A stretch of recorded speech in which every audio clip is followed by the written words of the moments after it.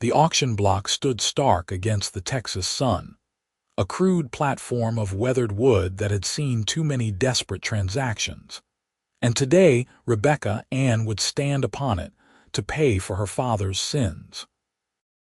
San Elizario stretched before her like a fever dream, all dust and desperation in the autumn of 1878, where the Rio Grande carved its lazy path between nations and men carved their futures, with whatever weapons came to hand. Rebecca's hands trembled as the marshal's deputy gripped her elbow, guiding her toward that platform where she would be sold like livestock. Sold because her father had gambled away money that wasn't his, and then put a bullet through his own head rather than face the consequences. The debt remained, cold and merciless as the banker who held the papers, and the law in this border town had strange ways of settling accounts when blood money couldn't be found. She was 22 years old, with auburn hair that caught fire in the sunlight and green eyes that had seen too much grief in too short a time. Her mother had died bringing her into this world, and now her father had left it just as violently, leaving her nothing but his debts and the clothes on her back. The dress she wore had been her Sunday best once, pale blue cotton now faded and worn, but she held her head high as she climbed those steps. She would not give these vultures the satisfaction of seeing her break. The crowd gathered thick in the town square, drawn by curiosity and crueler appetites. Rebecca recognized faces from the mercantile, the saloon, the church where she'd sat every Sunday believing God watched over the righteous.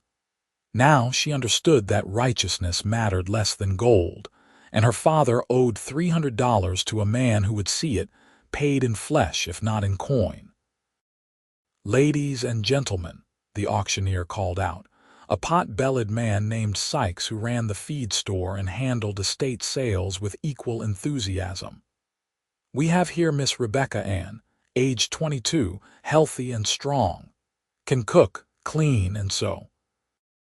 Starting bid is $300 to settle the debt of Thomas Ann, deceased." "Who'll start the bidding?" Rebecca's stomach churned. The words washed over her like poison, reducing her entire existence to a transaction. She scanned the crowd, seeing hunger in too many eyes. There was Dutch Peterson, who owned the Silver Star Saloon and worked girls in rooms above the bar.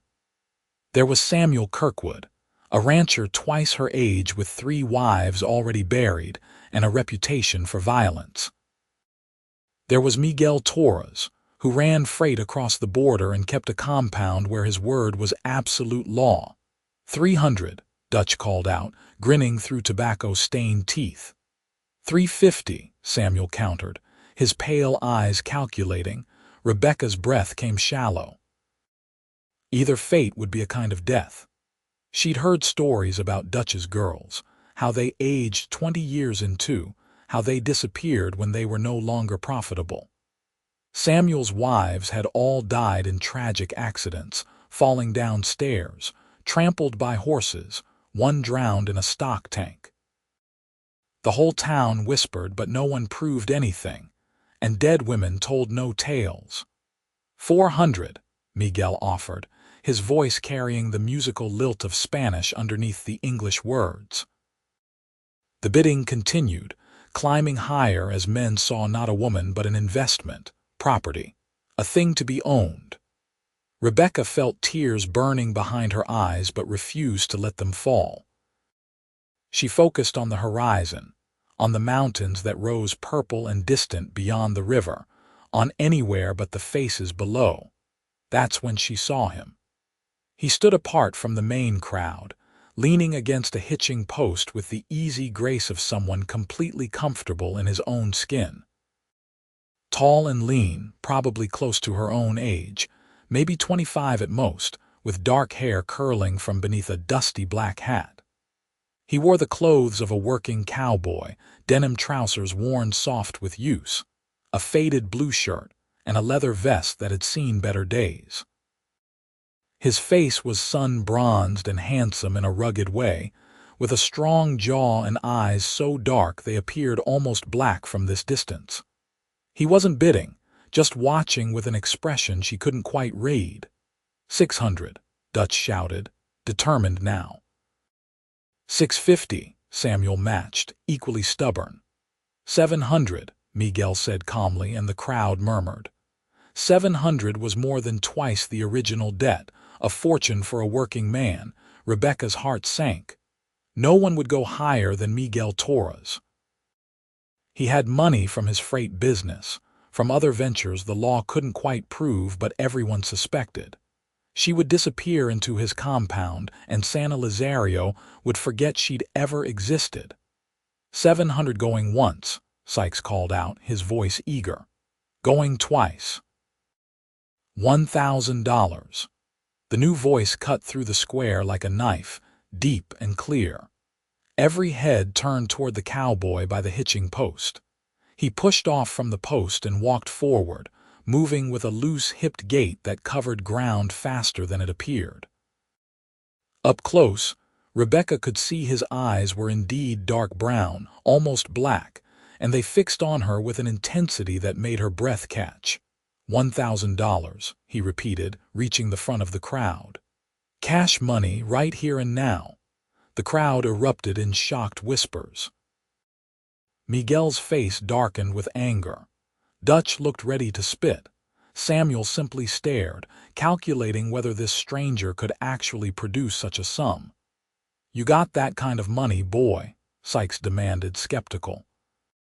The cowboy reached into his vest and pulled out a thick leather wallet, then began counting gold coins onto the edge of the platform. They gleamed in the afternoon sun, double eagles worth $20 each, 50 of them in total.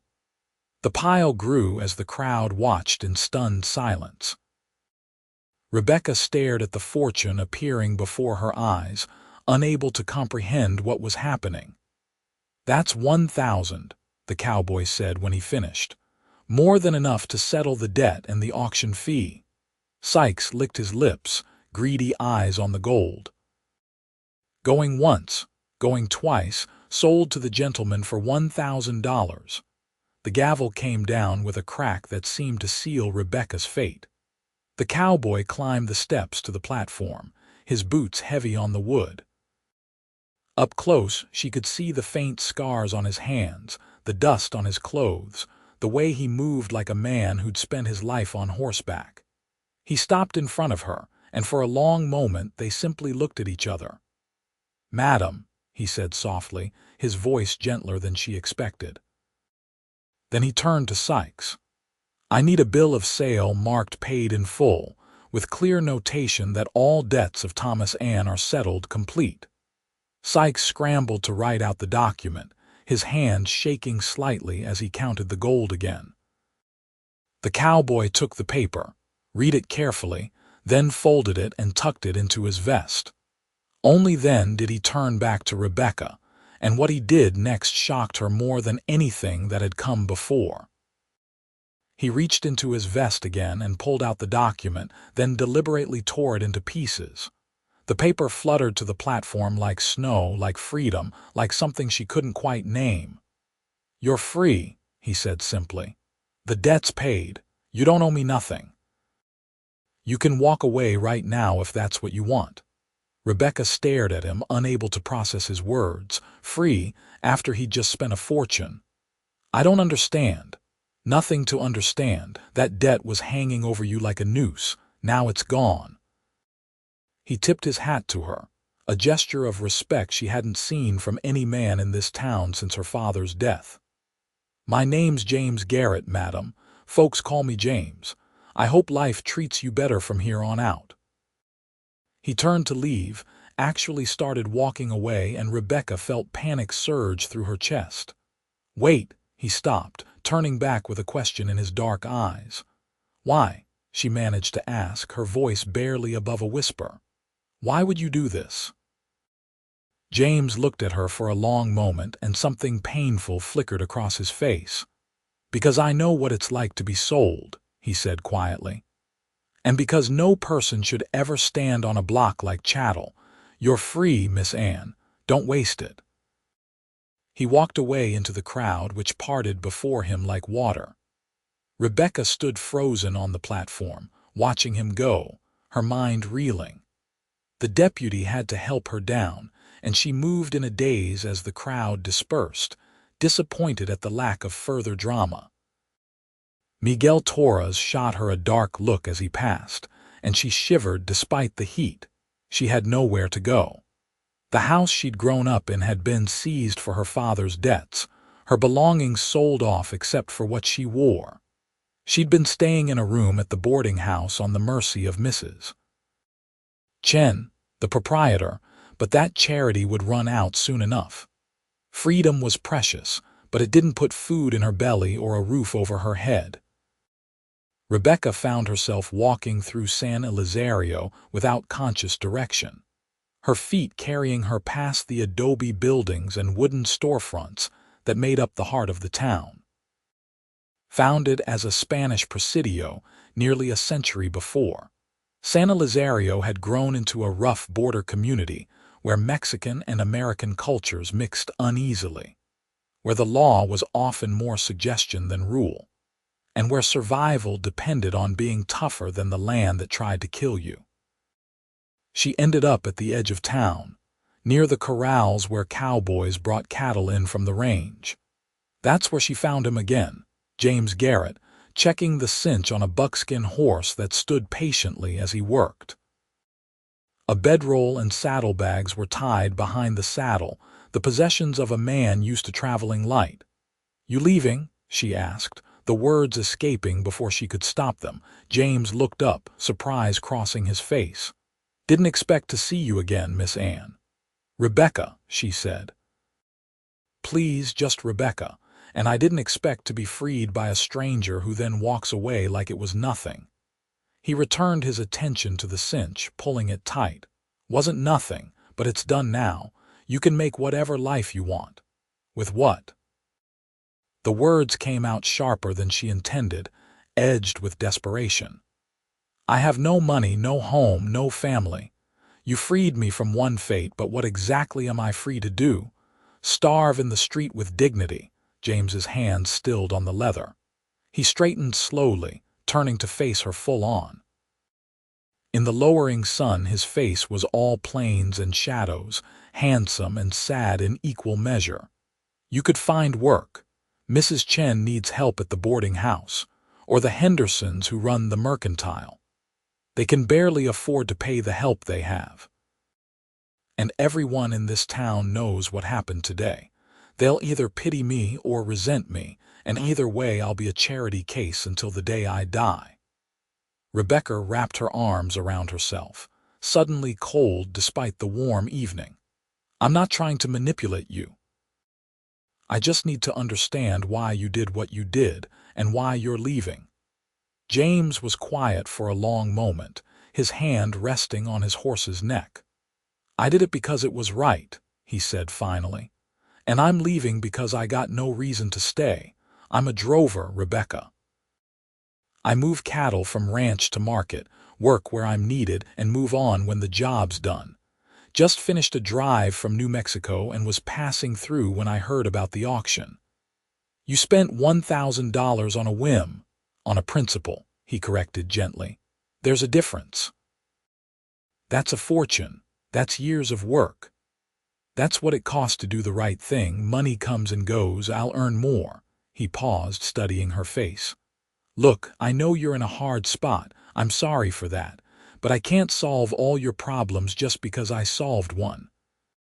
Rebecca felt tears threatening again and fought them back. He was right, of course.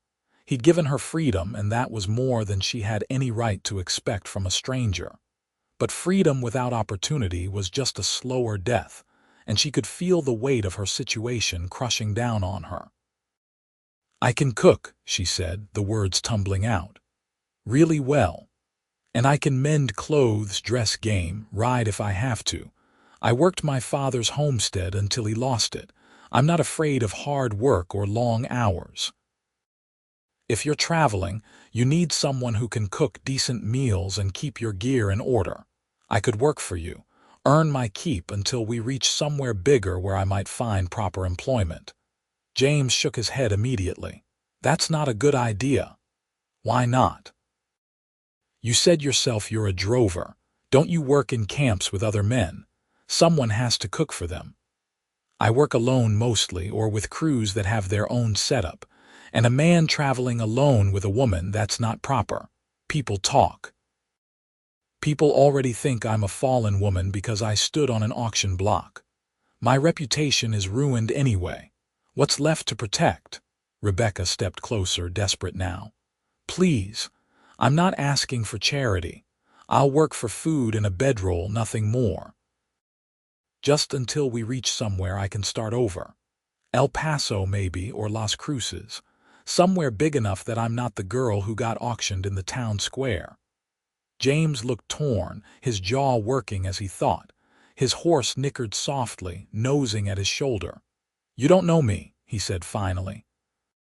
For all you know, I could be worse than any of those men who were bidding on you. But you're not, Rebecca said with certainty she couldn't explain. If you were, you wouldn't have freed me. You wouldn't be trying to talk me out of this right now. He laughed, a short, bitter sound. You got more faith in humanity than it deserves. I have faith in what I saw today. That's enough. James studied her for another long moment, and Rebecca held his gaze, willing him to see her determination. She had nothing left to lose and everything to gain. Finally he sighed, a sound of surrender. All right, he said, but we do this proper. I'll pay you wages, $10 a month plus food and gear. You work as camp cook and help with horses if needed. We head north toward Santa Fe first, then east to Las Vegas where there's a rail line and real opportunities. Should take about 6 weeks if the weather holds. At the end, you take your wages and we part ways clean. No obligations either direction. Agreed. $10 a month was more than fair for a camp cook, enough that she could arrive in Las Vegas with actual money to start fresh. Agreed, Rebecca said, relief flooding through her. When do we leave? Dawn tomorrow. I'll get you set up at Mrs. Chen's for tonight, proper like. We'll need to get you trail clothes and boots too. That dress won't last a day in the saddle. He pulled out his wallet again, and Rebecca saw it was far from empty despite the fortune he'd spent on her. He counted out $20. Get what you need and meet me at the livery at first light. Can you ride? Well enough, Rebecca said, taking the money with trembling fingers. It was more cash than she'd held in 6 months. Thank you, James. I won't let you down. See that you don't.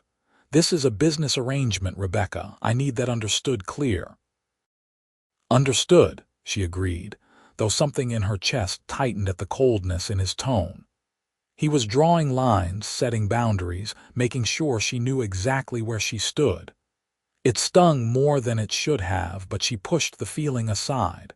She had a future again, however uncertain. That was worth any amount of wounded pride. Rebecca spent the evening in a flurry of practical activity, using James's money to purchase denim trousers, 2 cotton shirts, sturdy boots, a hat to keep the sun off, and a canvas jacket for cold nights. Mrs. Chen helped her alter the trousers to fit, working by lamplight and asking no questions, though her eyes held curiosity and concern in equal measure. The older woman had been kind during Rebecca's worst days, offering shelter when others turned their backs, and Rebecca hugged her tight before leaving. You be careful, Mrs. Chen said in her accented English. Men are not always what they seem. He's a good man, Rebecca said. I know it.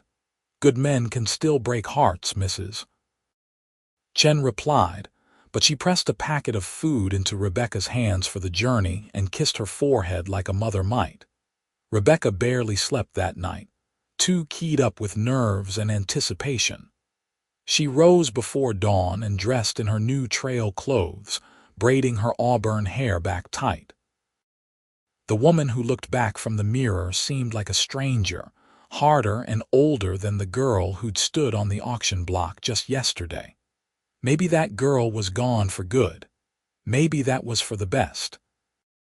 James was already at the livery when she arrived, securing supplies to a sturdy pack horse. He'd shaved and cleaned up, and in the early morning light he looked younger, less weathered. He nodded approval at her outfit. "Good. You look like you mean business." He gestured to a chestnut mare tied nearby. "That's Sally. She's got an easy gait and a good temperament. Treat her right and she'll carry you anywhere." Rebecca approached the mare slowly, letting the horse smell her hand before stroking her neck. Sally whickered softly, accepting her touch. "She's beautiful. She's practical, which is better.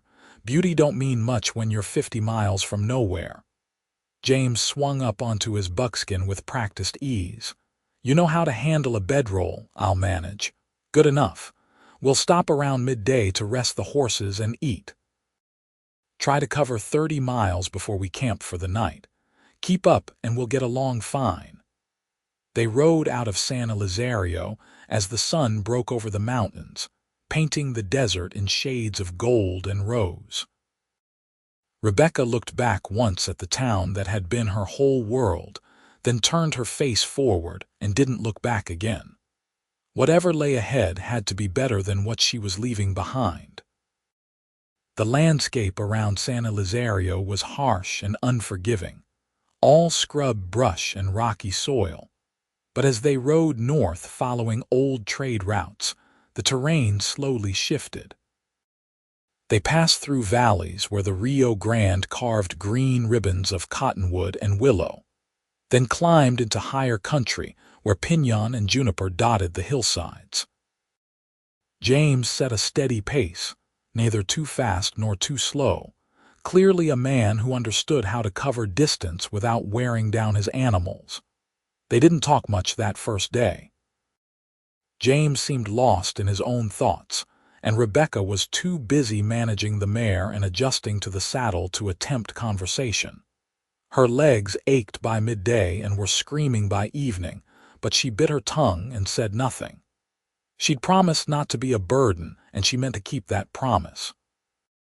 They made camp that evening near a spring that bubbled up from between rocks, creating a small pool surrounded by grass. James showed her how to hobble the horses so they could graze without wandering, then started gathering wood for a fire while she unpacked the cooking supplies. She'd been given basic staples: beans, flour, salt pork, coffee, and dried peppers. Not much to work with, but she'd managed on less. While James tended the horses and set up his bedroll, Rebecca got a fire going and started cooking. She soaked beans she'd prepared that morning in Mrs. Chen's kitchen, fried salt pork until it was crispy, and made simple flour tortillas on a flat rock heated in the coals. The smell of food and coffee filled the evening air, and she saw James's nose twitch with interest even as he maintained his distant demeanor. "Food's ready," she called when everything was done. James came to the fire and accepted the plate she'd prepared, then stopped short when he saw what she'd managed with such limited supplies. "This is real food," he said, surprise evident in his voice. "I told you I could cook." Rebecca fixed her own plate and sat across the fire from him, far enough to be proper but close enough to share the warmth. "My mother died when I was born, so my father raised me. He couldn't cook worth a damn, so I learned young or we'd have starved." James ate in silence for a moment, and Rebecca watched the play of firelight across his features. He had a strong face, honest, with small wrinkles at the corners of his eyes from squinting into sun and wind. There was a sadness in him, though, something deep and old that he carried like a physical weight. "You said you know what it's like to be sold," Rebecca ventured carefully. "What did you mean by that?"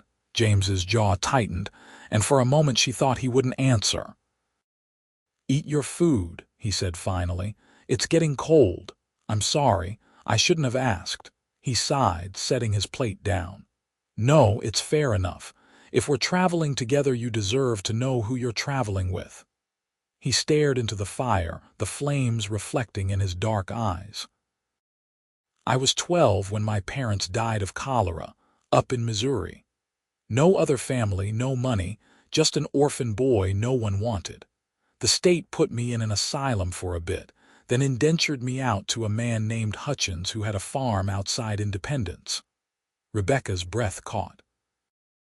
Indentured servitude wasn't technically slavery, but it was close enough to make no difference, especially for a child with no one to protect his interests. Hutchins worked me like a mule, James continued, his voice flat and distant. 16 hours a day in the fields, sleeping in the barn, eating scraps. He had legal papers saying he owned my labor until I turned 18, and he used those papers like a whip. I ran away twice. He caught me both times and beat me so bad I couldn't stand for a week. "Oh, James," Rebecca whispered, but he wasn't finished. When I turned 16, he started hiring me out to other farms, pocketing the wages. That's when I learned that being owned means you're not a person anymore. You're property, a thing, and your owner can do whatever he wants with you because you got no rights and no recourse. James picked up a stick and poked at the fire, sending sparks swirling into the night sky. When I finally turned 18 and got my freedom papers, I headed west and never looked back. Took every odd job I could find, learned cattle work from Mexican vaqueros, and made myself useful enough that I'd never have to depend on another man's charity again. Is that why you spent everything on freeing me? Because you remembered being in my position, partly. And partly because when I saw you standing on that block, holding your head high even though you were terrified, I saw someone worth saving. He looked up at her then, meeting her eyes across the fire. You got fight in you, Rebecca. Don't lose that. Something warm unfurled in Rebecca's chest, a feeling she couldn't quite name. Thank you for telling me, and thank you for seeing that in me. Most people just saw a problem to be solved or an opportunity to exploit. Most people are fools. James stood, brushing off his trousers. Get some sleep. We ride at dawn again. Rebecca cleaned up from dinner while James checked on the horses one last time. She rolled out her bedroll on the opposite side of the fire from his, maintaining propriety even in the wilderness. The ground was hard, and the sounds of the night were strange, full of coyote calls and rustling creatures, but exhaustion pulled her under quickly. She woke once in the deep night, disoriented and cold. The fire had burned down to coals, and the stars overhead were so bright they seemed close enough to touch.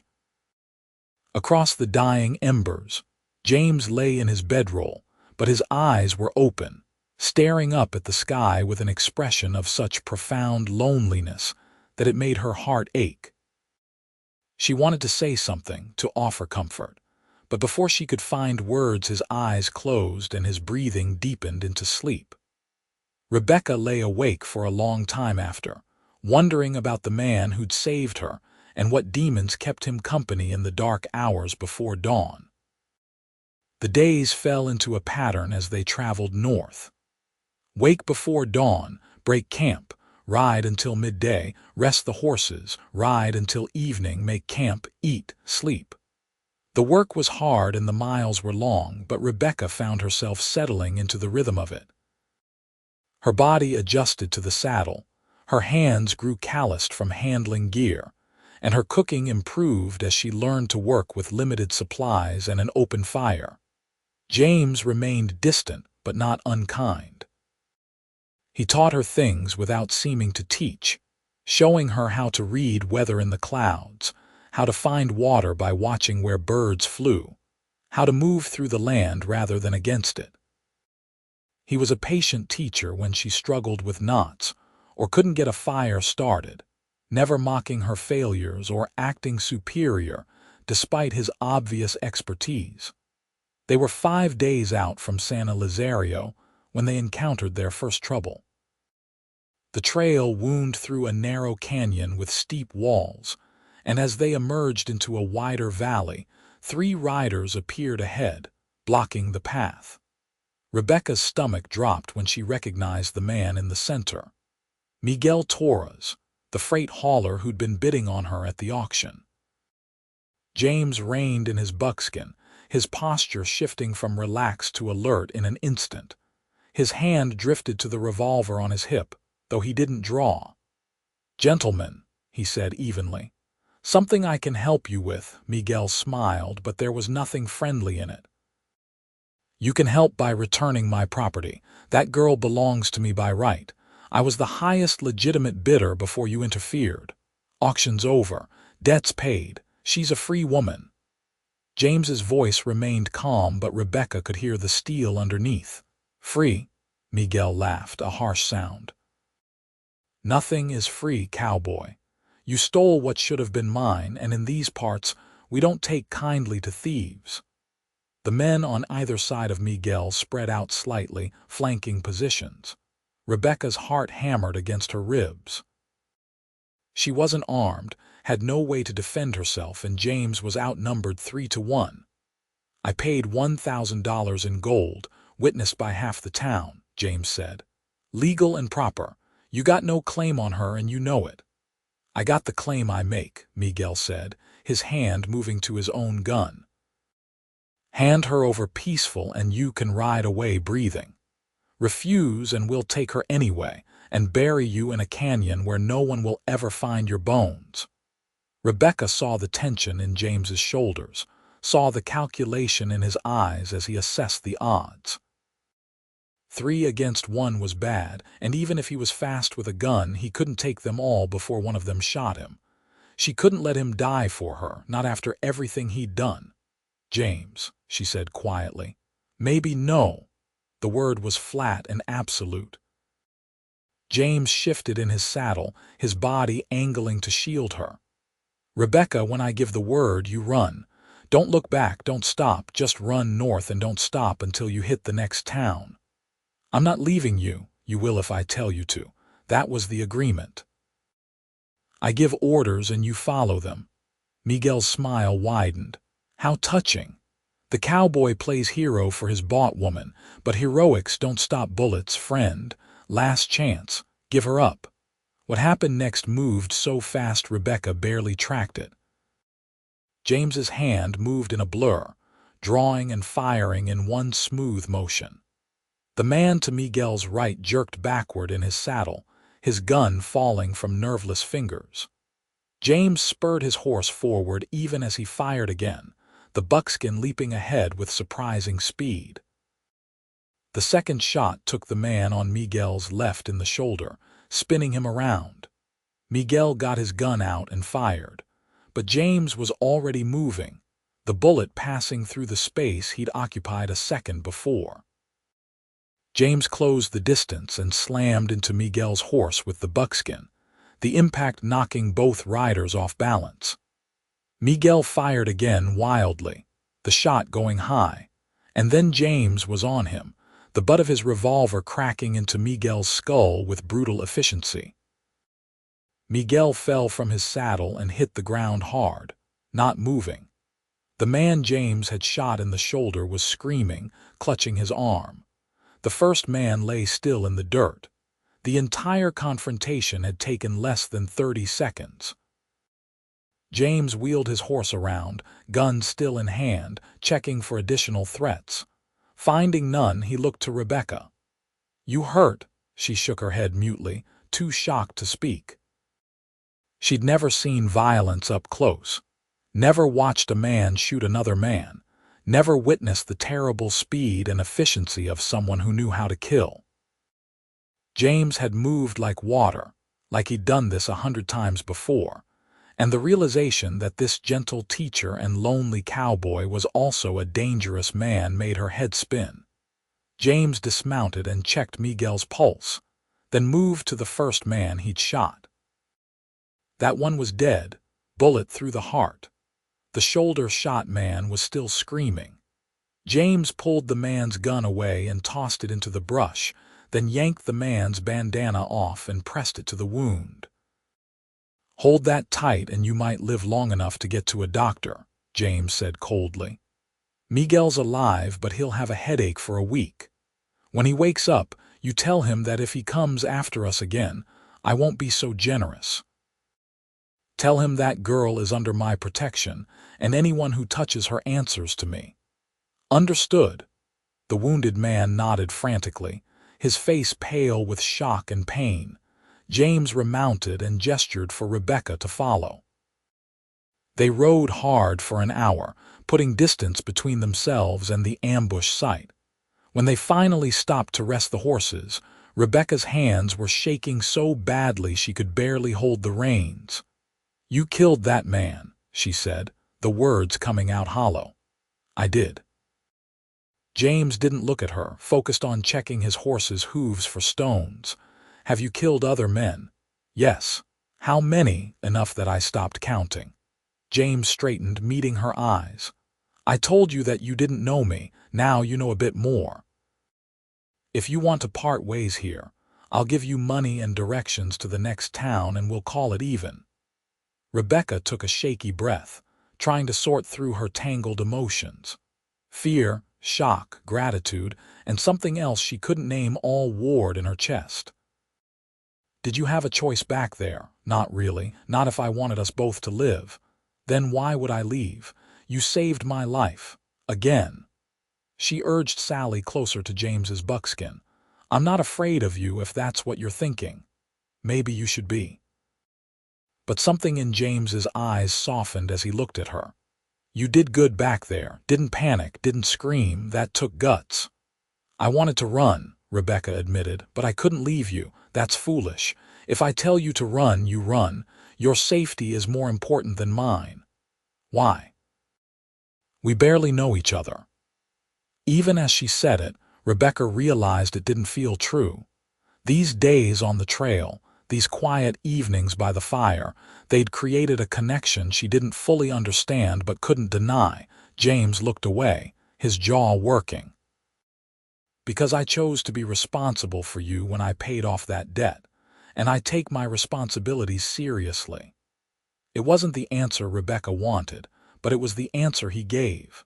They rode on, pushing harder now, both of them glancing back occasionally to check for pursuit. None came. Miguel Torres had learned his lesson, or at least learned that James Garrett was more dangerous than he'd assumed. That night they made a cold camp with no fire, just in case. They ate dried meat and hardtack, barely speaking. Rebecca spread her bedroll close to James's, propriety be damned. If someone attacked in the night, she wanted him within arm's reach. He didn't comment on the proximity, just handed her a spare knife from his gear. "You know how to use this?" he asked. "I can learn." He showed her the proper grip, how to thrust rather than slash, where to aim for maximum effect. His hands on hers were warm and calloused, his touch impersonal and instructive. But Rebecca felt electricity arc up her arms at the contact. She told herself it was just adrenaline from the day's events, just gratitude for her rescuer, but her racing heart suggested otherwise. "Get some sleep," James said when the lesson was done. "I'll take first watch. You need to sleep too. I'll wake you in a few hours and you can take second watch." "Fair enough." Rebecca nodded and lay down, but sleep was a long time coming. She kept replaying the ambush, the terrible speed of violence, the look on James's face as he'd pulled the trigger. He'd been calm, focused, without hesitation or remorse. How did a man become that? What had he lived through that killing another human being was just a problem to be solved with efficient brutality? And why did she feel safer with him than she'd felt with anyone in her entire life? When James woke her for her watch shift, the moon was high and bright. He showed her what to watch for, how to listen for sounds that didn't belong, then lay down and was asleep within minutes. Rebecca sat with the knife in her lap, watching the darkness and wondering what she'd gotten herself into. The next week passed without incident, though both of them remained vigilant. They swung west around the Organ Mountains, giving Las Cruces a wide berth in case Miguel had friends in that territory. The detour added days to their journey, but seemed wise given the circumstances. The landscape grew more dramatic, with mountains rising stark against endless blue skies and valleys carved by ancient rivers. Rebecca found herself watching James when she thought he wasn't looking. The way he moved, economical and precise. The way he spoke to the horses, gentle words in Spanish and English mixed together. The way he'd smile slightly when she managed to catch a rabbit in a snare he'd taught her to set, pride in his eyes at her accomplishment. She was falling for him. The realization came slowly, like dawn creeping across the desert, but once she acknowledged it, it was undeniable. This quiet, damaged man who'd saved her twice, who taught her how to survive in this harsh land, who treated her with more respect than any man had shown her in San Elizario, he'd captured her heart without even trying. It was foolish. It was doomed. He'd made clear this was a business arrangement, that at journey's end they'd part ways clean.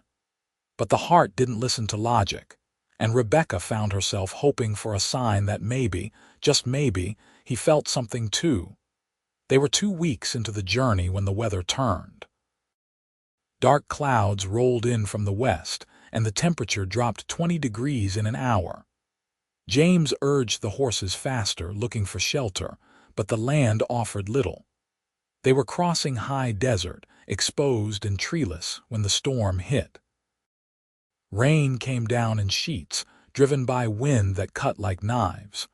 Within minutes they were both soaked through, the horses skittish and unhappy.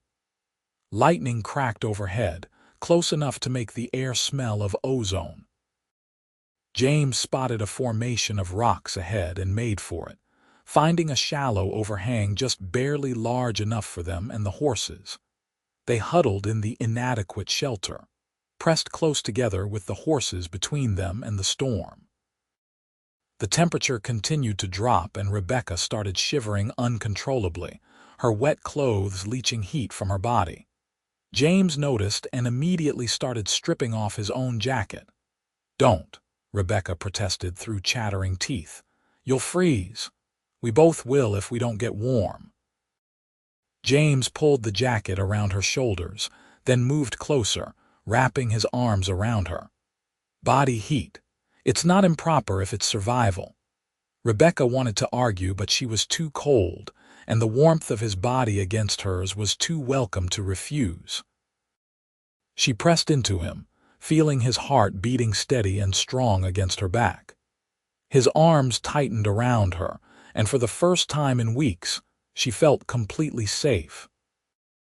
"Tell me about Missouri," she said, needing to hear his voice, needing the distraction from the storm and the cold and the confusing tangle of her feelings. "Not much to tell. Left as soon as I could." "There must be good memories. What about before your parents died?" James was quiet for so long she thought he wouldn't answer. Then, slowly, words came. "My mother sang. I don't remember what, but I remember her voice. My father taught me to fish in a creek behind our house. We had a dog named Rufus who was dumber than a box of rocks but loyal as the day is long." Those are good memories.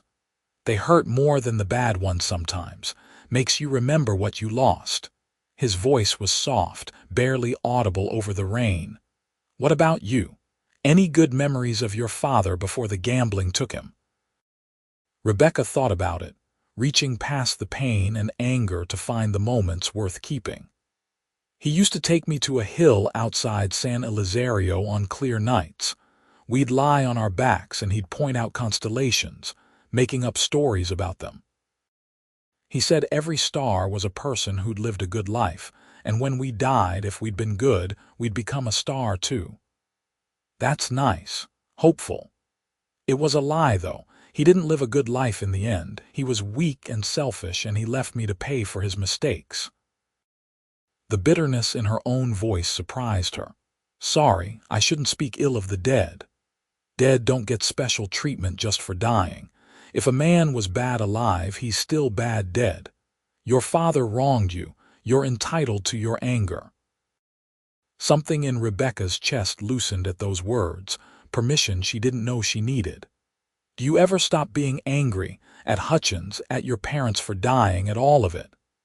Sometimes the anger goes quiet for a while. That's the best I can hope for. James shifted slightly, adjusting his hold on her. But the anger keeps you alive too, keeps you fighting. Without it, I probably would have given up and died in that barn back in Missouri. They fell into silence, listening to the storm rage around their inadequate shelter.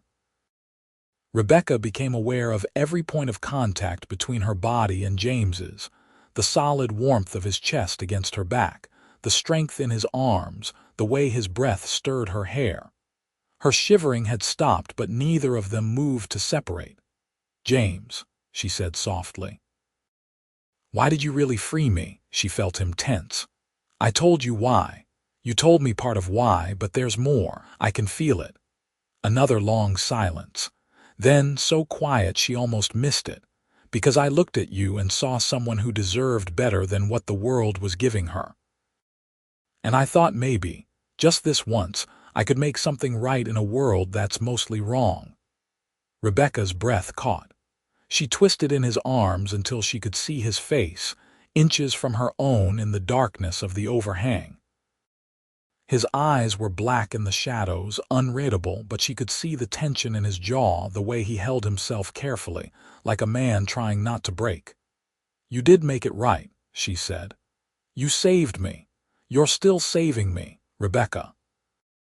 Her name on his lips sounded like a prayer and a warning all at once.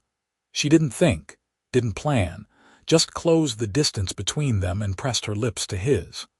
For a heartbeat he froze, and she thought she'd made a terrible mistake. Then his hand came up to cup the back of her head, and he was kissing her back, fierce and desperate, like a drowning man finding air. The kiss was everything and nothing like she'd imagined. His lips were rough from sun and wind but gentle in their movement, his hand in her hair tender despite the strength in it. He tasted of rain and coffee and something uniquely him, and Rebecca felt like she was falling and flying at the same time. James broke away first, breathing hard. "We can't," he said, but his forehead rested against hers, his hand still tangled in her hair. "Why not?" "Because you deserve better than a broken-down cowboy with nothing to his name and blood on his hands. Because I'm damaged goods, Rebecca. I'll only bring you down." "That's not your choice to make." Rebecca cupped his face in her hands, feeling the stubble rough against her palms. "I'm a grown woman and I get to decide what I deserve, and I choose you. You don't know what you're saying." "I know exactly what I'm saying. I love you, James Garrett. I think I've loved you since you tore up those papers and set me free." His eyes closed, pain etched across his features. "Don't love me, please. I can't be what you need. You already are." She kissed him again, softer this time, pouring everything she felt into it, trying to show him what words couldn't convey. This time, when they broke apart, James didn't pull away. He held her close, his face buried in her hair, his body shaking with something that might have been tears or relief or terror. She couldn't tell. They stayed like that for a long time, tangled together while the storm raged around them, two broken people finding something whole in each other's arms. The storm passed eventually, as all storms do. The sun came out and turned the wet desert into a jewel, all sparkle and shine. James and Rebecca emerged from their shelter stiff and still damp, but something between them had shifted. He didn't pull away when she took his hand. He kissed her forehead before helping her mount her horse. Small gestures, but to Rebecca they meant everything. They didn't talk about what had happened, what had been said and done in the darkness of the storm. There would be time for that later. For now, it was enough to ride side by side, to share glances that held volumes, to feel the invisible thread that connected them growing stronger with each passing mile. They were 3 weeks out from San Elizario when they finally reached the town of Santa Fe. It sprawled across the landscape, adobe buildings in the Spanish style mixed with newer wooden construction, streets busy with wagons and horses and people from a dozen different cultures. After weeks of wilderness, the noise and crowds felt overwhelming. James led them to a modest boarding house run by a widow named Mrs. Rodriguez. She took one look at their dusty clothes and weary faces and immediately offered them rooms and baths, clucking over them like a concerned mother hen. Rebecca almost wept at the luxury of hot water and real soap, washing away weeks of trail dust. They stayed in Santa Fe 3 days, resting the horses and restocking supplies. James sold some of the gear they no longer needed and bought Rebecca a proper saddle that fit her better. They walked the streets together, drawing curious looks from locals who couldn't quite figure out their relationship. Brother and sister, husband and wife. Something else entirely. On the second evening, James took her to a small restaurant where they served real food on actual plates. Rebecca ordered chicken with mole sauce and nearly cried at the first bite of something that wasn't beans or salt pork.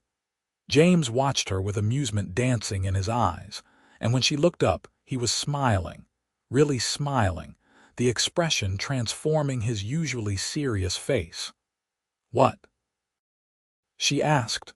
"Nothing. Just nice to see you happy. I am happy, happier than I've been in years." She reached across the table and took his hand. "Thank you for bringing me here, for everything." James turned her hand over, tracing patterns on her palm with his thumb. "About what happened in the storm, about what you said. Do you want me to take it back? No, maybe, I don't know." He looked troubled. "I'm not good at this, Rebecca. I've never had anyone who, I don't know how to be what you need. Just be yourself. That's all I need." "Myself is a man who's killed 6 people and will probably kill more before he's done. A man with no home, no family, no prospects. A man who moves from place to place because staying still feels like dying. Then I'll move with you, or we'll find a place to stay together. Or we'll figure out something else. James, I don't need you to have all the answers. I just need you to want this as much as I do." He looked at her for a long moment, something working behind his eyes. Finally he said, "I do want this, want you. More than I should, more than is probably smart. But I'm scared, Rebecca. I'm scared I'll let you down, or worse, that I'll get you killed because of who I am and what I've done. Miguel didn't come after us because of who you are. He came after us because of his own greed and pride. You protected me. You're still protecting me." She squeezed his hand. "I'm not afraid of your past, James. I'm only afraid of a future without you in it." The tension in his shoulders eased slightly. "When we get to Las Vegas, what happens then? We still going our separate ways?" "You want to?" "No," he admitted. "But I don't know what the alternative looks like. Maybe we don't need to know yet. Maybe we just take it one day at a time and see where we end up." James brought her hand to his lips, kissing her knuckles gently. "One day at a time. I think I can manage that." They left Santa Fe the next morning, heading east toward Las Vegas along the old Santa Fe Trail. The landscape changed as they traveled, the high desert giving way to grasslands where cattle grazed in vast herds. They passed wagon trains headed west, optimistic families chasing dreams of new starts in California or Oregon. Rebecca wondered what they looked like to those travelers, this cowboy and his woman riding east while everyone else rode west. The nights were different now. They still made separate bedrolls, still maintained basic propriety, but they sat closer by the fire. James told her stories about his years working cattle drives, about stampedes and river crossings, and the strange beauty of a herd under stars. Rebecca told him about life in San Elizario, about the mixing of Mexican and American cultures, about the harsh justice of a border town where law was a sometimes thing. One night, maybe 4 weeks into their journey, James pulled out a harmonica and played. The music was simple, folk songs and trail ballads, but his playing was surprisingly good. Rebecca closed her eyes and let the notes wash over her, feeling more at peace than she had since her mother died giving her life. When he finished playing, James set the harmonica aside and looked at her with an expression that made her breath catch. "Come here," he said softly. Rebecca moved to his side of the fire without hesitation. He pulled her into his arms and they lay back together, looking up at the stars.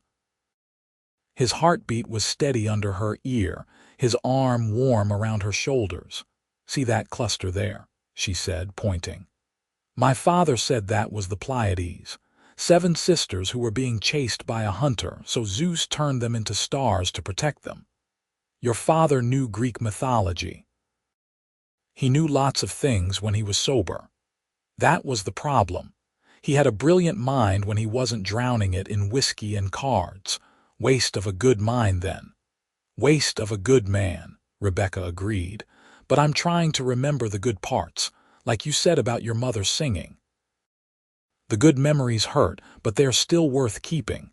James pressed a kiss to the top of her head. "You're stronger than you think, you know that? I learned from a good teacher."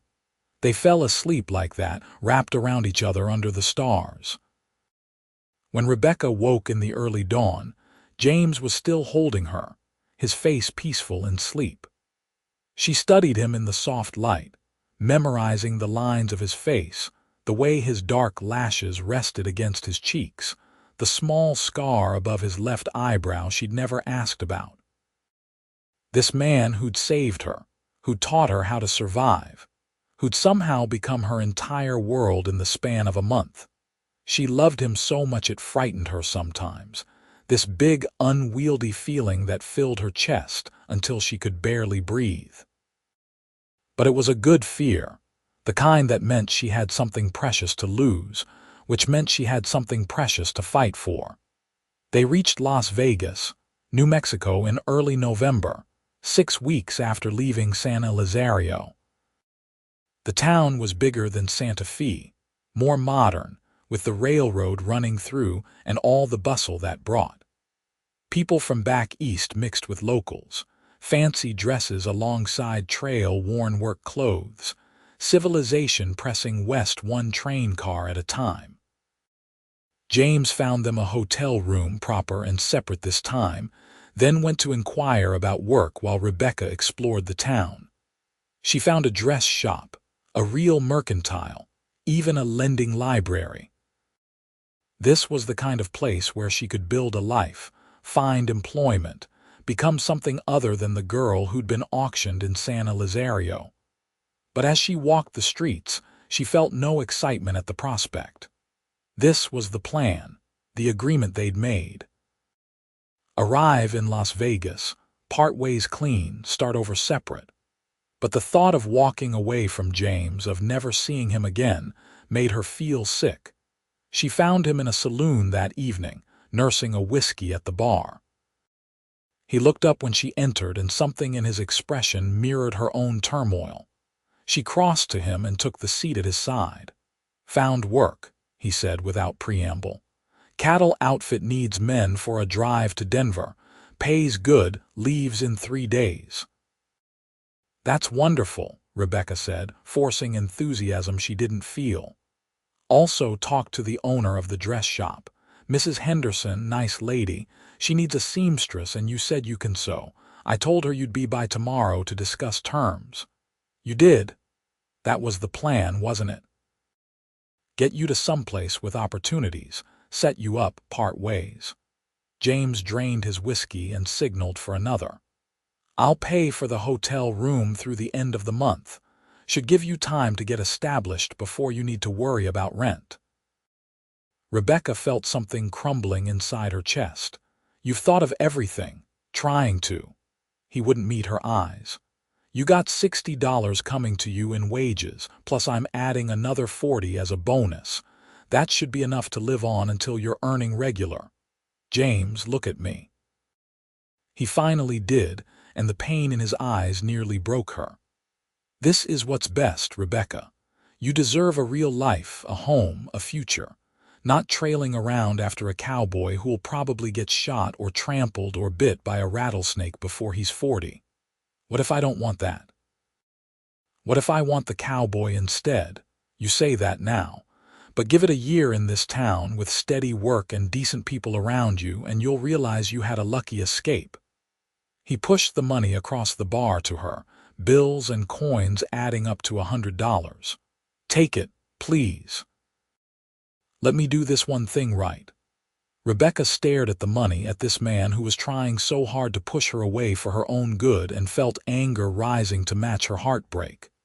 You're a coward, James Garrett. His head snapped up, eyes flashing. Excuse me, you heard me. You're a coward. You're so scared of being hurt, so convinced you don't deserve love, that you're throwing away something real because it's easier than fighting for it. She stood, shaking with emotion. I told you I love you, I meant it, but I won't beg you to love me back. If you want to run away on that cattle drive, fine. But don't pretend you're doing it for my sake. You're doing it because you're afraid. She stormed out of the saloon before he could respond, before the tears burning her eyes could fall. She made it back to the hotel and to her room before she broke down completely, sobbing into a pillow until she was exhausted. There was a knock on her door maybe an hour later. Rebecca ignored it. The knock came again, then James's voice. Rebecca, please, let me in. Go away. Not until we talk. I'll stand out here all night if I have to. Your choice. Rebecca dragged herself to the door and opened it, knowing she must look terrible with red eyes and tear-stained cheeks. James stood in the hallway looking equally wrecked, his hair disheveled like he'd been running his hands through it. Can I come in? He asked quietly. She stepped aside and he entered, closing the door behind him. For a long moment they just looked at each other, two people who'd been through too much trying to figure out what came next. You're right, James said finally. I am a coward. I am scared. Because everyone I've ever loved has either died or abandoned me, and I don't know if I can survive losing you too. So your solution is to leave me first. That's not survival, James. That's just another kind of death. I know. I know. He crossed to her, taking her hands in his. I've been alone so long I forgot how to be anything else. And then you came along, all fire and courage, and you made me remember what it feels like to care about someone. To want something more than just the next job, the next town, the next day. Then stay, Rebecca whispered. Stay and we'll figure it out together. I don't have anything to offer you. No land, no house, barely enough money to keep going. I don't care about any of that. I care about you. James pulled her close, holding her like she might disappear. I love you, he said into her hair, the words rough and unpracticed. God help me, I love you so much it terrifies me. Rebecca felt joy burst through her chest like sunlight. Say it again. I love you, Rebecca Ann. He pulled back to look at her face, his thumbs wiping away her tears. I love your strength and your stubbornness, and the way you didn't give up even when everything was stacked against you. I love how you learned to cook over an open fire, and how you didn't fall apart when I had to shoot those men. I love every single thing about you, and I'm sorry I was too scared to say it sooner. She kissed him then, pouring everything she felt into it, joy and relief and love so big it couldn't be contained. He kissed her back with equal fervor, his hands in her hair, her body pressed against his. They stumbled toward the bed, still kissing, the world narrowing to just the two of them in this moment. James pulled back, breathing hard. We should stop. Why? Because you deserve a wedding first, because I want to do this right. Rebecca laughed through her tears. Are you proposing to me, James Garrett? I'm saying I want to marry you if you'll have me. I'm saying I want to build a life together, whatever that looks like. I'm saying I'm done running." He cupped her face in his hands. "Marry me, Rebecca. I know I'm not much of a catch, but I swear I'll spend every day trying to be worthy of you." "Yes," she said without hesitation. "Yes, I'll marry you. But for the record, you're already worthy. You've always been worthy." They found a minister the next morning, a Methodist preacher who asked no questions about their lack of family or how quickly this was happening.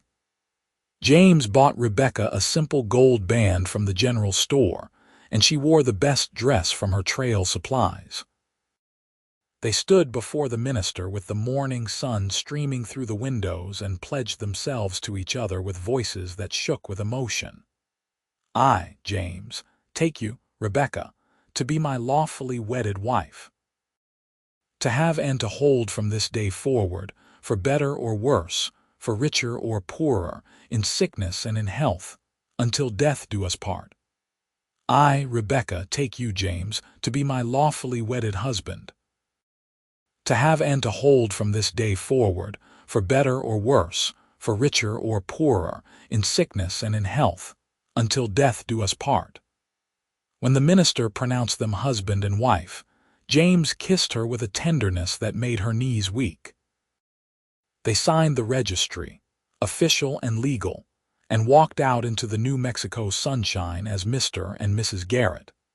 They spent their wedding night in that hotel room, learning each other with hands and lips and whispered promises. James was gentle despite his calloused hands, taking his time, making sure she felt safe and cherished. Rebecca gave herself to him completely, this man who'd saved her in every way a person could be saved. Afterwards they lay tangled together, Rebecca's head on James's chest, his fingers tracing lazy patterns on her shoulder. "What now?" she asked. "Now we figure it out together," James said. "Maybe we take that job at the dress shop for you. I can find work around town. Or maybe I do take that cattle drive to Denver and come back with a stake we can use to start something of our own." "What would you want to do? If you could do anything," James thought about it. "Maybe a ranch, nothing fancy, just some land and cattle and horses. A place that's ours, that no one can take away." He paused. "But that takes money we don't have." "Not yet," Rebecca said, "but maybe someday. Until then we work and save and make do. You really want to hitch your wagon to a saddle tramp like me? Too late. Already did." "You're stuck with me now, James Garrett," he laughed, the sound free and genuine. "Lucky me." They stayed in Las Vegas through the winter. Rebecca did take the job at the dress shop, discovering she had a real talent for design and fitting. Mrs. Henderson was impressed enough to increase her wages after the first month. James found work with a local rancher, breaking horses and mending fences, hard labor that paid steady if not spectacular. They rented a small house on the edge of town, 2 rooms and a kitchen that felt like a palace after weeks on the trail. Rebecca made curtains from scrap fabric and James built furniture from salvaged wood. They were poor by any measure, but they were together, and that made all the difference. Spring came, and with it, new opportunities. A man named Harrison came through Las Vegas looking to establish a ranch in the territory north of town. He needed experienced hands and was willing to offer shares in the enterprise rather than just wages. James discussed it with Rebecca, and together they decided it was worth the risk. They spent the next 3 years working that ranch, building something from nothing alongside a dozen other families with similar dreams. The work was brutal, the setbacks frequent, but slowly the ranch took shape. Cattle were brought in, buildings erected, irrigation systems dug. James became Harrison's foreman, trusted and respected by the men under him. Rebecca kept the ranch's books and managed the commissary, her skill with numbers proving invaluable. By 1881, The ranch was profitable enough that Harrison offered to sell shares to his key workers. James and Rebecca scraped together everything they'd saved and bought a 10% stake. It wasn't much, but it was theirs, proof that two people with nothing could build something real through hard work and determination. That same year, Rebecca discovered she was pregnant. The news filled them both with joy and terror in equal measure. James fretted over her constantly, worried about childbirth, about being a father, about all the thousand things that could go wrong. Rebecca took it in stride, continuing to work until her belly grew too large to hide, then transitioning to lighter duties around the ranch house. Their son was born in March of 1882, a healthy boy with James's dark hair and Rebecca's green eyes. They named him Thomas, after Rebecca's father, a gesture of forgiveness for a man who'd made terrible choices but had also given her life and, in his own broken way, loved her. James held his son with trembling hands, tears streaming down his face. "He's perfect," he whispered. "He's absolutely perfect. We made him," Rebecca said, exhausted but glowing. "You and me, we made this perfect little human." James kissed her forehead, then his son's. "I promise I'll be a good father to him. I'll never let him feel unwanted or unloved. I'll never let him be sold or indentured or treated as less than human." "I know you will. You're going to be an amazing father," and he was. James took to fatherhood with the same intensity he brought to everything else, determined to give his son the childhood he'd never had. He taught Thomas to ride before he could walk properly, sang him the songs his own mother had sung, built him toys from wood and leather. Rebecca watched her husband transform. The last of his walls crumbling as love for his child completed the healing that her love had begun. They had a daughter 2 years later, a fiery little thing they named Sarah, who had Rebecca's auburn hair and James's stubborn streak. Thomas adored his baby sister, following Rebecca around begging to hold the baby, to help feed her, to be involved in any way possible. The ranch continued to prosper. By 1885, James and Rebecca owned 25% of the operation, enough that they could afford to build a proper house on their section of the land. It wasn't a mansion by any stretch, but it had 4 rooms and glass windows and a porch where they could sit in the evenings and watch the sun set over the mountains. One evening, maybe 7 years after that auction in San Elizario, Rebecca sat on that porch with James, watching Thomas and Sarah chase fireflies in the twilight. James had his arm around her, and she leaned into his warmth, feeling utterly content. "You ever think about that day?" she asked. "The auction?" "Sometimes," James admitted. "Though it feels like it happened to different people, like we were someone else back then. In a way, we were. I was a scared girl with no future.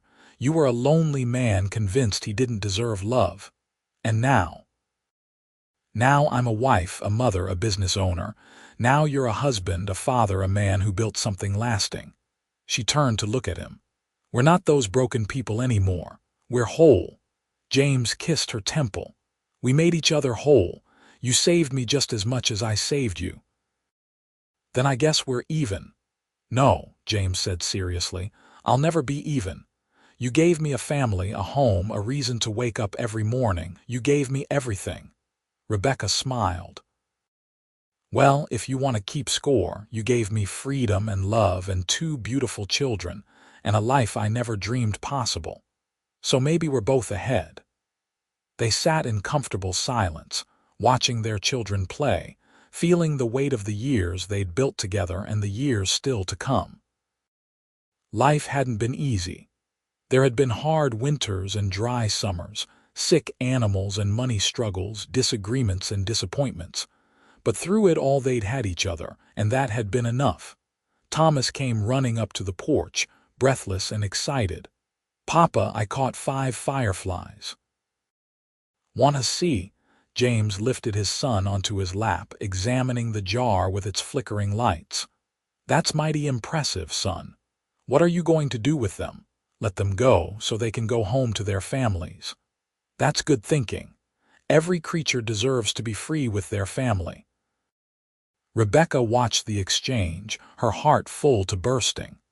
This was what James had given her when he'd torn up those papers and set her free. Not just liberation from debt, but liberation into love, into family, into a life worth living.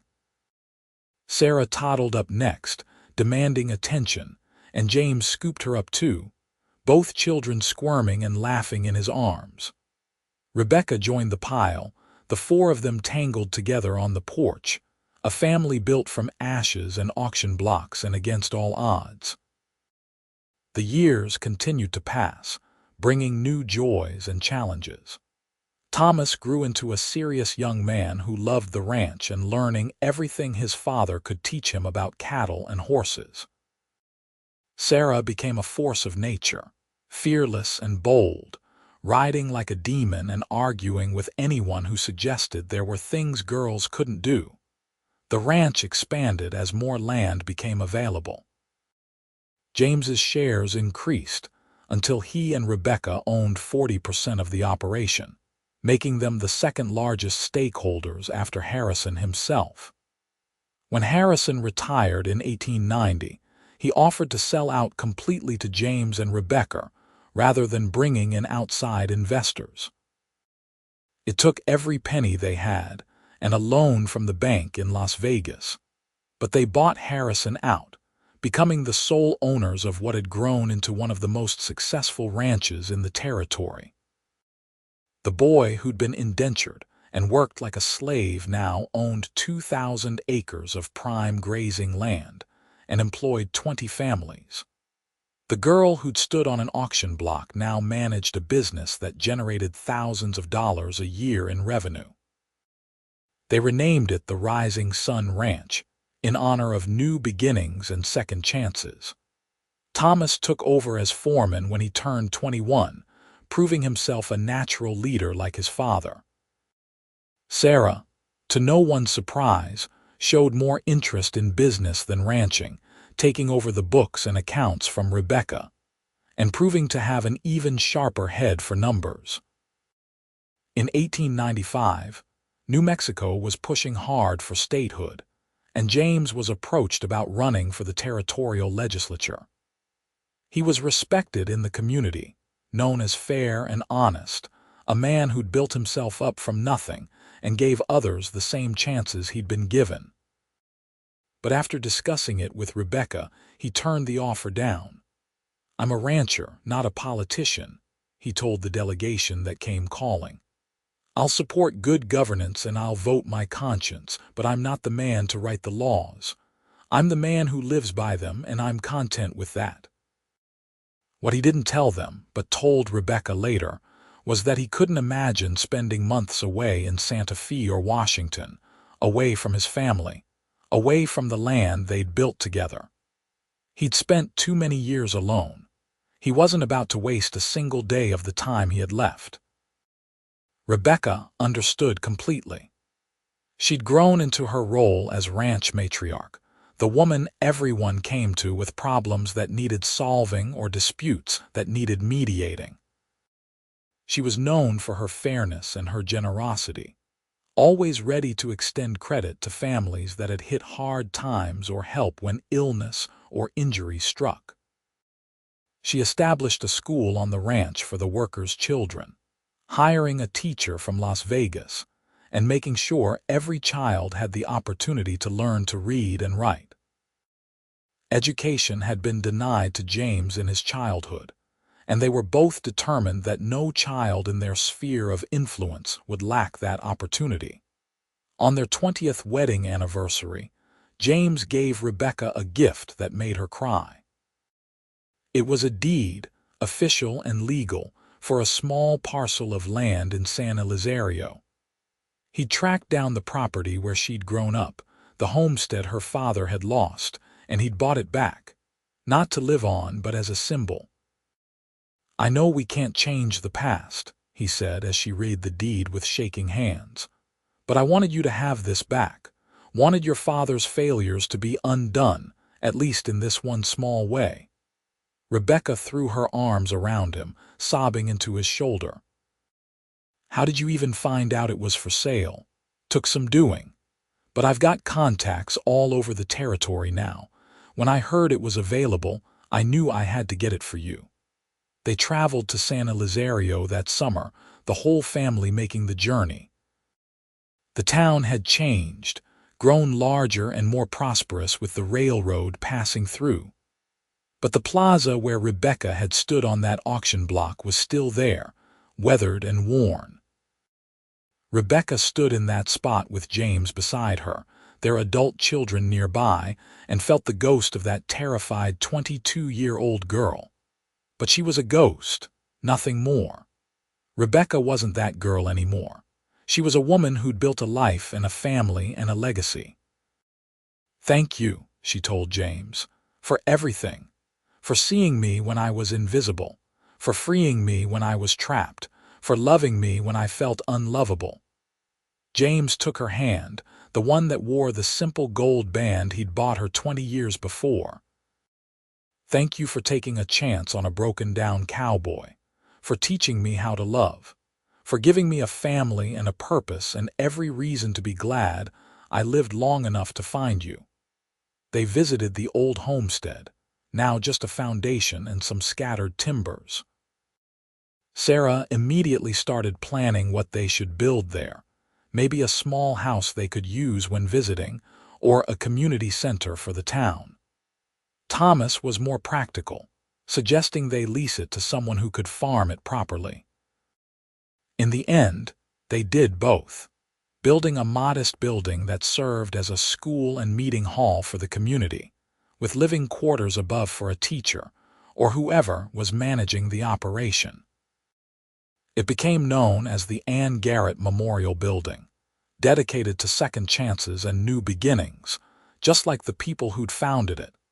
The years rolled on, bringing grandchildren and gray hair and the aches that come with age. Thomas married a rancher's daughter from Colorado and gave them 3 grandchildren. Sarah married later, to a lawyer from Santa Fe who respected her business acumen and never tried to diminish her role in running the ranch. James and Rebecca slowly stepped back from daily operations, content to let their children run things while they enjoyed a well-earned rest. They spent their days on the porch of the house they'd built, watching the ranch bustle with activity, surrounded by family and the life they'd created. In 1903, 25 years after that fateful auction, James fell ill with pneumonia. He was 50 years old, weathered by years of hard work but still strong. The illness hit hard, though, and for a week Rebecca sat by his bedside, terrified she was going to lose him. "Don't you dare leave me," she told him fiercely, holding his fevered hand. "We have more years ahead. You promised me a lifetime, and I'm holding you to it." James pulled through, stubborn to the last, but the illness left him weaker than before. He couldn't work the way he used to, couldn't ride out on long patrols of the range. It frustrated him terribly until Rebecca pointed out that he'd spent 30 years building something that could run without him. That was success, not failure. "Let our children have their turn," she said. "We raised them right. They'll do us proud." So they settled into a new rhythm, grandparents who told stories and taught grandchildren and took quiet pleasure in watching the next generation flourish. James taught his grandsons to rope and ride, passed on all the skills he'd learned over decades of ranch work. Rebecca taught her granddaughters to read and manage accounts and stand up for themselves in a world that didn't always value women's voices. On quiet evenings they still sat on the porch, older and slower but still together, still in love. Sometimes they'd talk about the old days, about the trail from San Elizario to Las Vegas, about the auction and the storm and the moment they'd both admitted what they felt. Other times they'd just sit in comfortable silence, hands linked, watching the sun set over the land they'd claimed as their own. "You have any regrets?" Rebecca asked one such evening. They were both in their 60s now, faces lined with age but eyes still bright. James thought about it. "I regret the years I spent alone, convinced I didn't deserve better. I regret I didn't meet you sooner, that we didn't have even more time together. But no regrets about us, about this life, not a single one. You're the best thing that ever happened to me, Rebecca Garrett. Everything good in my life came from that day I decided to free you." "You freed yourself too that day," Rebecca pointed out. "You freed yourself from being alone, from thinking you weren't worth loving. Then we freed each other. Fair trade, I'd say." They celebrated their 30th anniversary surrounded by family and friends, a huge gathering at the ranch that lasted 3 days. People came from all over the territory, drawn by affection for the couple who'd built something lasting from nothing at all. There was music and dancing, food and stories, laughter and love. As Rebecca danced with her husband, his steps slower than they used to be but his arms still strong around her, she felt overwhelmed with gratitude. Her life could have ended on that auction block. Instead it had begun there, begun the moment James Garrett decided that one woman's freedom was worth more than gold. "I love you," she told him as they swayed to the music. "Today, tomorrow, and every day after, for as long as we have." "For as long as we have," James echoed. "And then forever after that, because a love like ours doesn't end just because our bodies give out." "You believe that? That we'll find each other after?" "I have to. Can't imagine any eternity worth having that doesn't have you in it." Rebecca laughed through happy tears. "You've gotten sentimental in your old age, James Garrett. I've gotten honest. Life's too short to hide what you feel." They continued their dance, two people who'd found each other against impossible odds and built a life that exceeded either of their dreams. Around them, their children and grandchildren danced and celebrated, the legacy of that choice James had made 3 decades ago on a dusty plaza in San Elizario. Years continued their steady march. James and Rebecca aged gracefully, still together, still devoted. When James was 72, he suffered a heart attack while sitting on their beloved porch. Rebecca held him as he died, his head in her lap, his hand in hers. "It's okay," she told him through her tears. "You can go. You've done everything you needed to do. You've been everything I needed you to be." "Love you," James managed to whisper. "Always, forever." "I know, and I love you. Find me again, James. Wherever we go next, find me."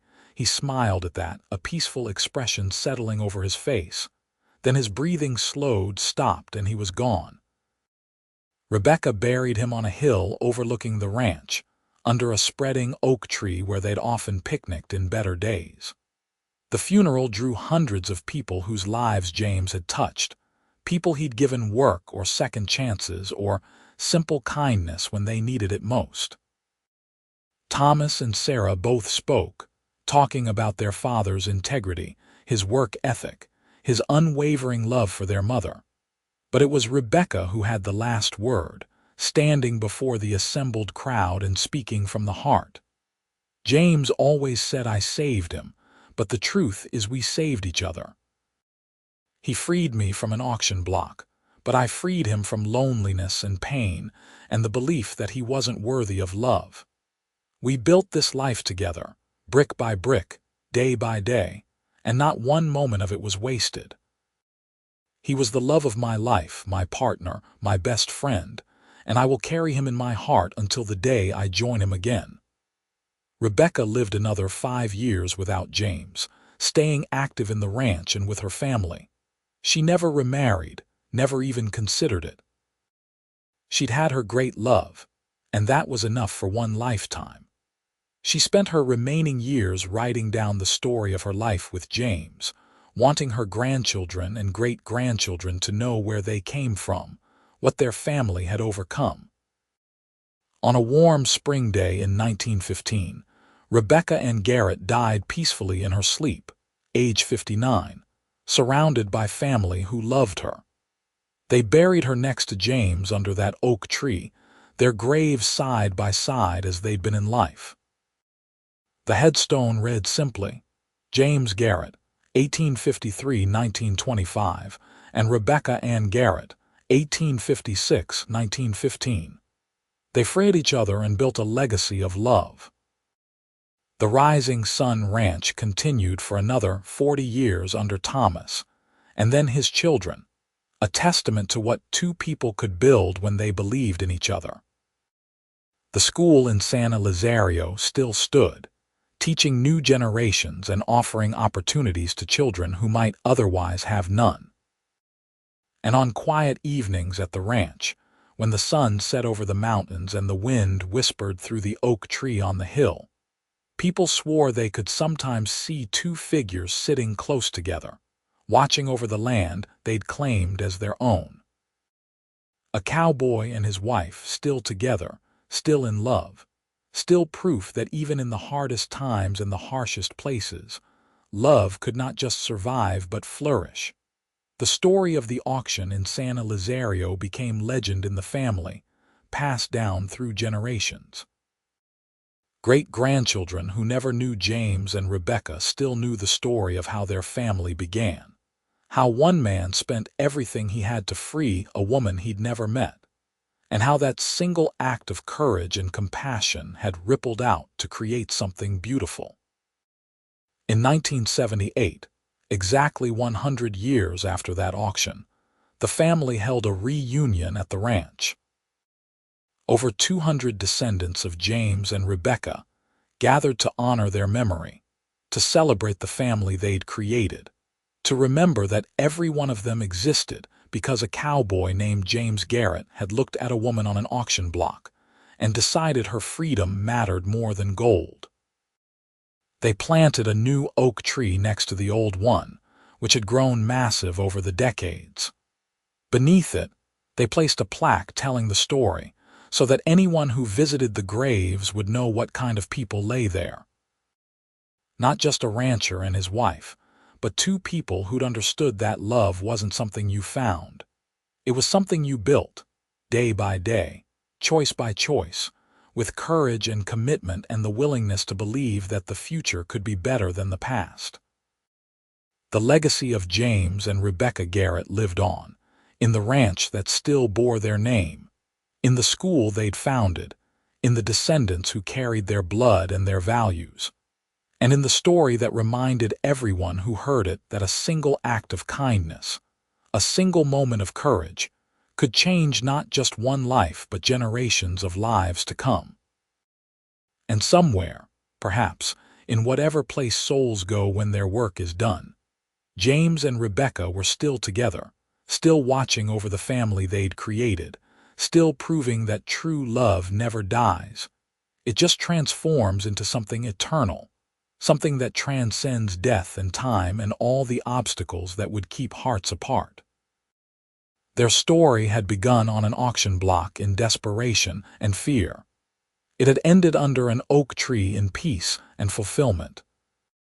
Everything in between had been the beautiful, messy, difficult, wonderful work of building a life together, of choosing love every day, of proving that no matter how broken you start, you can make yourself whole if you find the right person to heal with. They had freed each other, saved each other, loved each other, and in doing so, they had created something that would outlast them both, something that would echo through time as long as people believed in the power of love to transform, to heal, to redeem, and to create miracles from the unlikeliest beginnings.